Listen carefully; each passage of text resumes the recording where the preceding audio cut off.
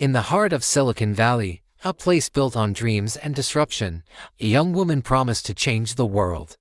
She captured the imagination of the most powerful people on the planet, and for a moment, everyone believed her. This is the story of Elizabeth Holmes. At just 19 years old, she dropped out of Stanford University, one of the world's most prestigious schools.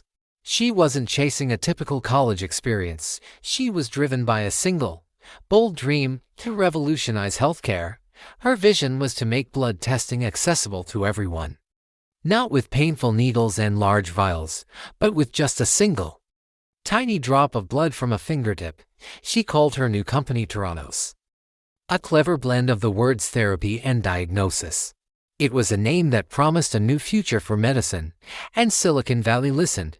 Investors, captivated by her charisma and ambition, poured in hundreds of millions of dollars.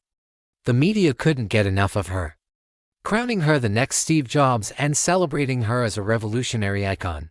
At the center of it all was the Edison machine, her seemingly miraculous invention. This sleek, compact box was supposed to run hundreds of complex blood tests from that one single drop.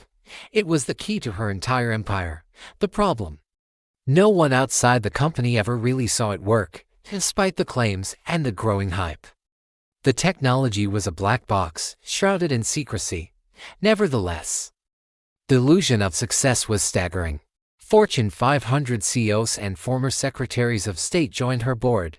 Theranos soared to a staggering $9 billion valuation, making Elizabeth, on paper, the youngest self-made female billionaire in history.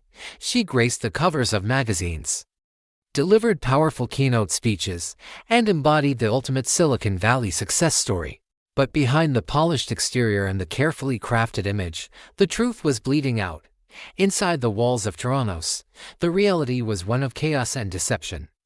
The Edison machines constantly failed. Tests produced wildly inaccurate results, putting real patients at risk of misdiagnosis. Employees who dared to question the technology or raise alarms were intimidated, threatened, and silenced. The house of cards began to tremble in 2015 when investigative journalist John Carrera of the Wall Street Journal, tipped off by a brave whistleblower, started digging. His explosive articles exposed the massive fraud at the heart of the company.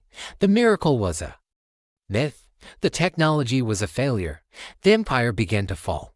Theranos collapsed almost overnight.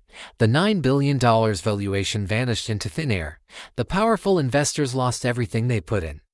The world watched in shock as it became clear they had all been sold a fantasy, a captivating story with no substance.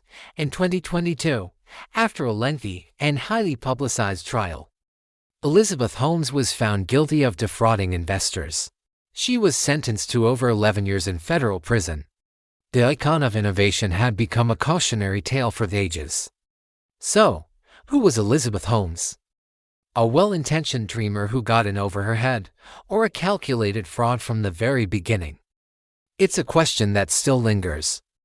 Sometimes, the line between visionary genius and dangerous deception is as thin as a single drop of blood. Thanks for watching. If you found this story fascinating, don't forget to like this video and subscribe to our channel for more deep dives into the stories that shape our world.